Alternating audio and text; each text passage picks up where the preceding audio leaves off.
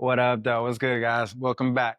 So, I talked to you guys in another episode, another clip. I was talking to you about, the importance of routine, the importance of putting your mask on first. And I know you guys have heard that phrase, especially over the past, I want to say maybe about 5 or 6 years, it's been becoming very prominent to say, put your mask on first. I think I'm dating myself here a little bit, but I believe Oprah really made that more public back when she was in her show back in the early 2000s before she left her show.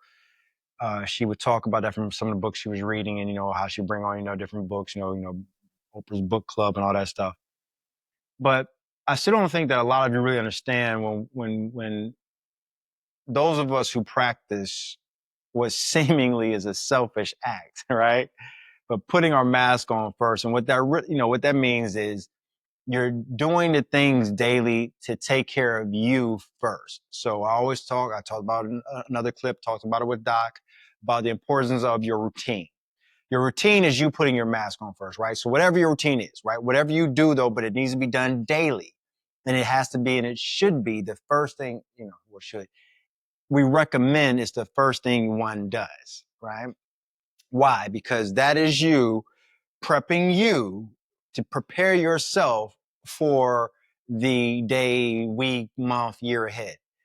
Any well-rounded individual who has their things in place, they have an outline for the next week, month, and if they're really good, year in advance.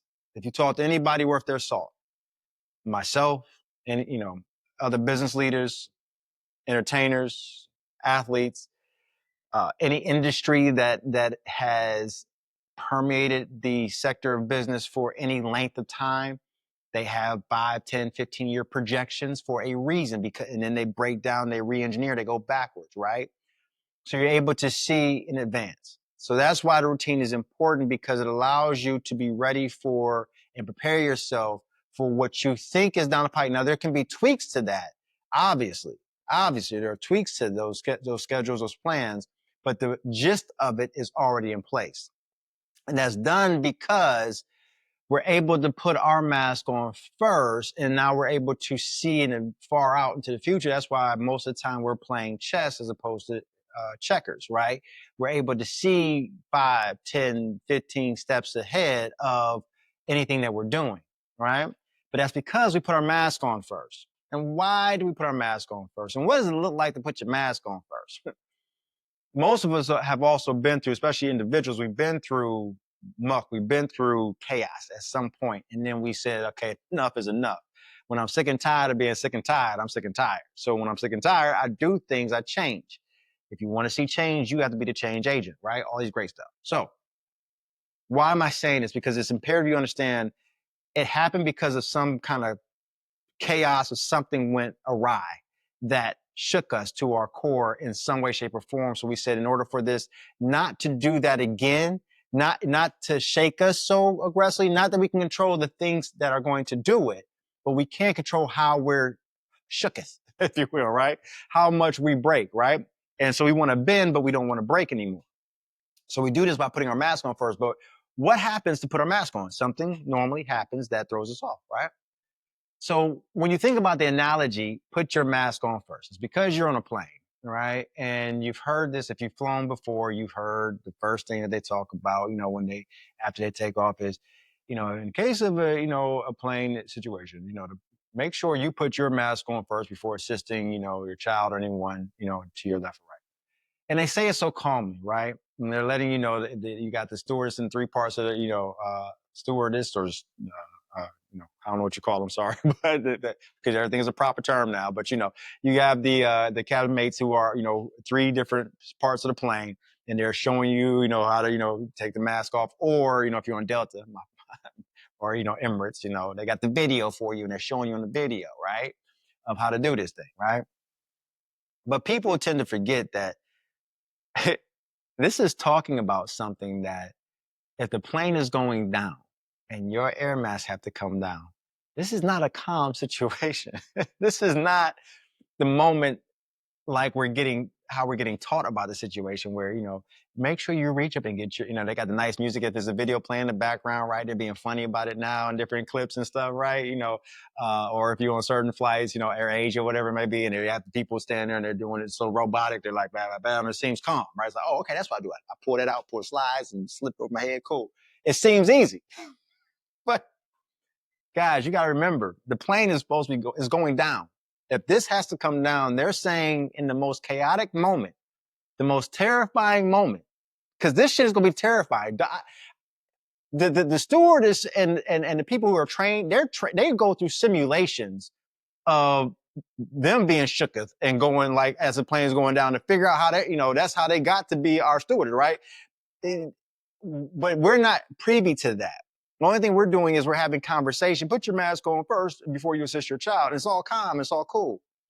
I'm saying this to say, you have to keep this in mind.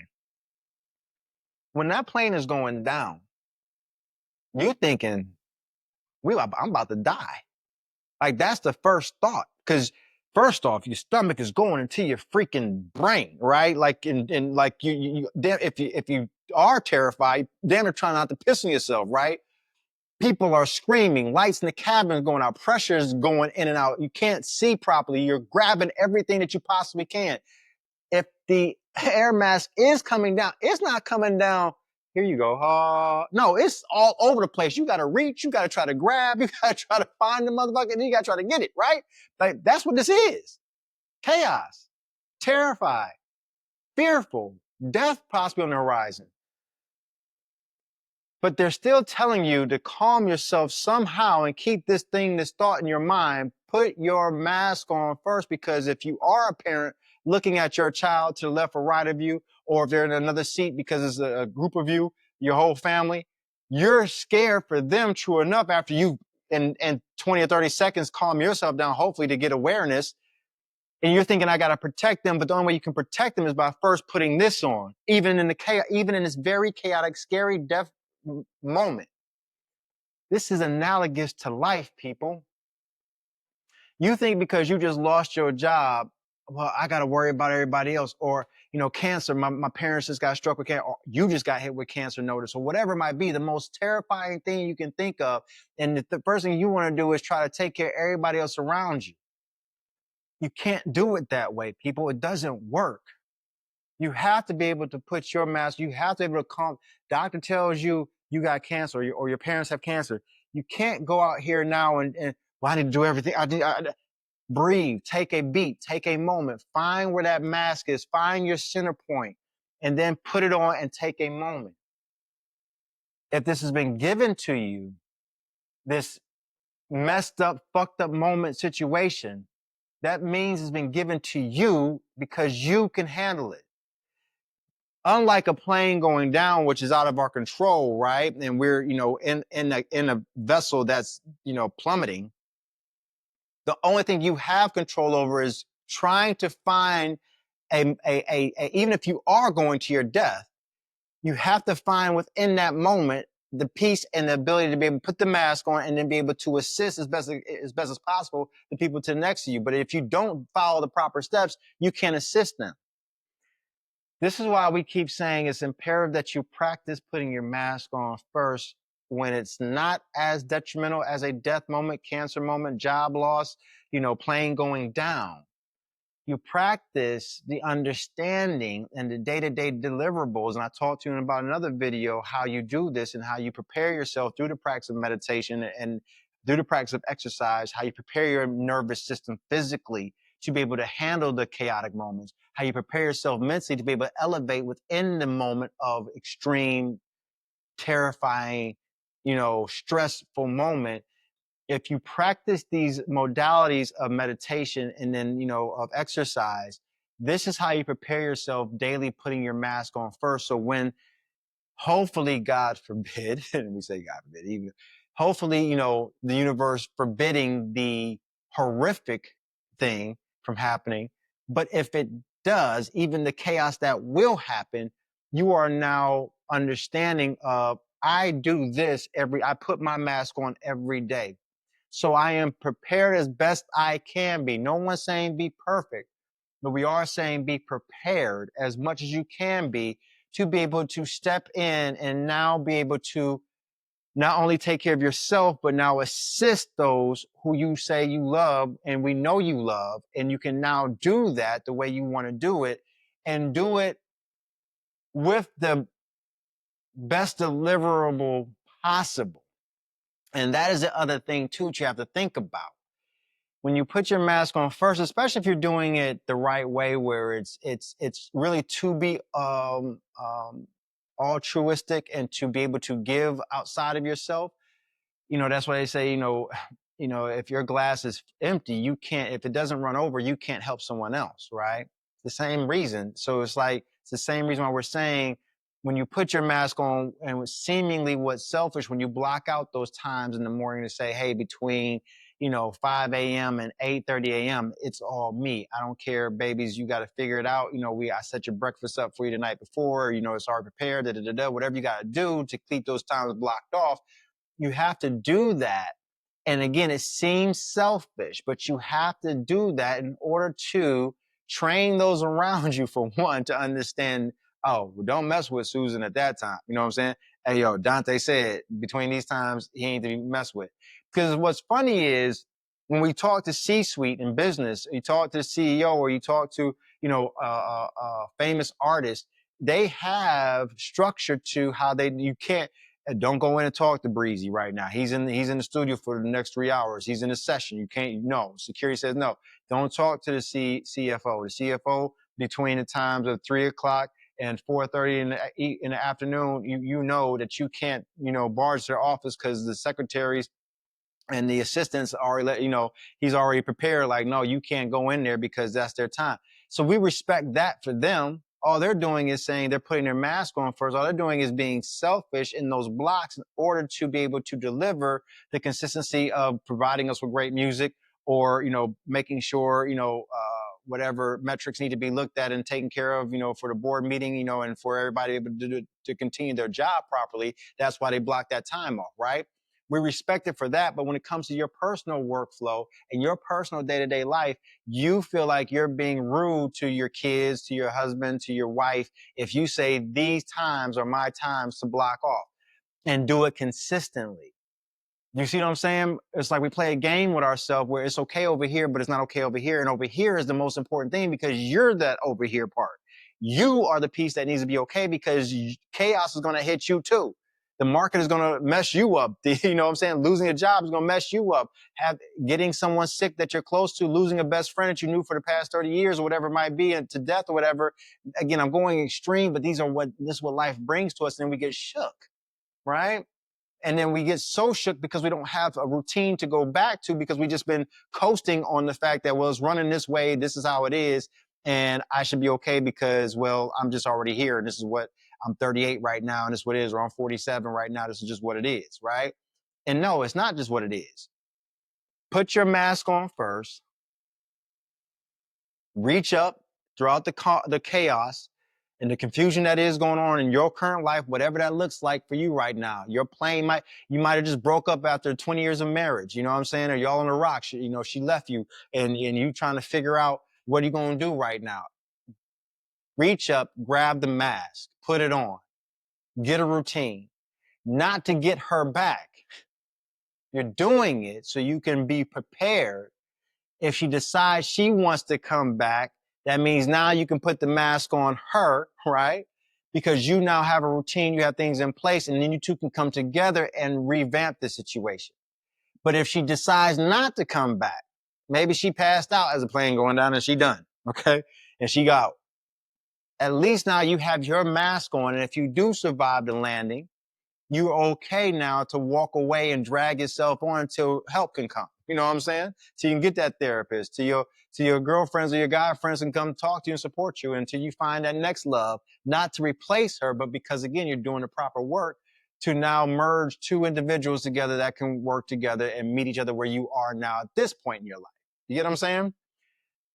Putting your mask on means throughout the chaos that is going on, you still got to figure out how to take care of yourself the best way possible so you can calm the noise and then be able to reach over and take care of those around you. Do not do it in reverse because it never works out well. Never.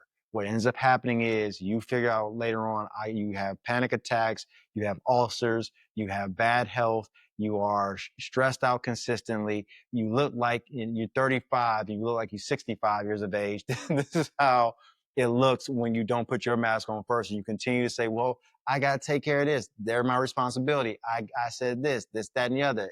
That's why it doesn't work, ladies and gentlemen. And that's how the symptoms look to not putting your mask on first. Whereas the symptoms of putting your mask on first looks like this. I'm gonna brag a little bit now. I'm in my 40s, but I don't feel, nor do I think that I look like I'm my late 40s, right? I'm 43. I feel like I look like I'm 38, 37, right? My body physically feels like I'm 25 on everything, like it literally does, right? And it looks like it's 25. The body does, right? The face maybe not so much, but because you can't beat age, right? But also too, it looks like my daughter calls me, I'm able to have good conversation with her, even if she's stressed out. If she needs, if she wants $1,000, I can give her $200, right? Or if she wants, $500, I'm like, look, you got to save your money. You've been saving your money. Have these tough conversations, right? She says no, and she gets mad at me. Doesn't want to talk to me for a few days, right? All that stuff. When the company calls, employees are mad at me because they're trying to get the H-1B visa done, and I got the team working on it, and they're worried because the new administration is and ICE is over here literally kicking people out, and they're terrified. They're calling me because they're saying, hey, do you got my H-1B visa process? Am I in the lottery? And they're stressed out tremendously. And I have a team working on it, but they're still calling me, right? Because I give them that open door to talk to me as a business owner and as someone who wants to be there to provide for them, let them know that we care about them as a team, right? I don't let that stress me out, right? I'm able to talk to them calmly. I'm able to deal with them and say, hey, make sure I talk with the team, not so much to, strike fear into them at all, but to make sure the job is getting done, to make sure we keep our employees happy and keep the ones that are on H-1B visas, working with us, right? All these, that's what it looks like. I'm able to deal with all of that, being in different time zones, sleep getting thrown off, but still waking up at the time that I can wake up and doing my routine of gratitude first, meditation second, then exercise third, never breaking those, even if I am flying from Marbella, Puerto Banús, Spain, over to Thailand, right? Over to Perth, Australia, and then back to Saudi Arabia. And the time zones are shifting and I got to be alert because I'm 11 hours ahead of the U.S. and my team, at a certain point, but able to still be up at 3 o'clock and be alert after taking a 2-hour nap to be able to address them when they get into the office about certain things that need to be done, right? That's what it looks like when you're putting your mask on first. It doesn't throw you. It doesn't shift you out of what's going on, right? Um, you know, having a health scare myself, right? That I'll talk about later on, but it doesn't shake my foundation. It just makes me realize, brother, you got to tweak some things. And let me tell you on this, the routine is so vital because yeah, I'm gonna get hit and I have been hit with, you know, understanding I'm not immortal. I'm mortal. I'm human. I'm going to die soon. I'm going to die at some point. Something's going to happen. This body does break down. I am 43. Hopefully make it to 44. Hopefully, right? And but I smile about it because you have to, and because this is part of practice that I do on a daily basis. I elevate past what could and normally is a fear factor when you hear from the doctor that when you go for a checkup and they say this is something you may want to take a real good look at because this has led to XYZ, right? It doesn't shake me. I go back to what I know, which is this is par for the course, and I'm okay for what I need to be okay for. And I can work through this, get more tests, get more opinions, do that, right? If I can't afford to do that, then we'll deal with what we deal with, but it's just setting up everything else properly, right? That's just what you have to do. But because I put my mask on first for so long, people, because I put my mask on for so long, it's like second nature now not to have a knee-jerk reaction to these things. Even if it is personal to me, because the good thing is my putting my mask on has always been personal to me. That's what you have to understand. So I've always been doing the work with the understanding of why I'm doing the work, not for the looking good, not for the feeling good, but for the reality of I know life brings about things that will always throw us a curveball. And what I learned is if you can be ready to be stable when those curveballs come, you don't have to get knocked out all the time and knocked down to where you feel like you can't get back up again. Because in those moments when you feel like you can't get back up again, you lose so much traction of everything else that you can be trying to take care of to help those around you be better and be stable and be situated. So put your mask on first. Through the chaos, through the weirdness, through the struggle, through the fear, put your mask on first and you'll be fine. All right. I hope this helps. I look forward to seeing you. Take care of you. And I look forward to seeing you guys again soon. Leave comments, like, subscribe. Let me know what you think about my thoughts. You might not agree with it. Cool. Let me know. If you agree with it, great. Cool. Let me know. If you still don't understand it, cool. Let me know. We could talk about it and get you where you need to be. I look forward to talking with you again soon. Me and Doc will be on for another episode here shortly. All right. See you guys shortly. Have a great one.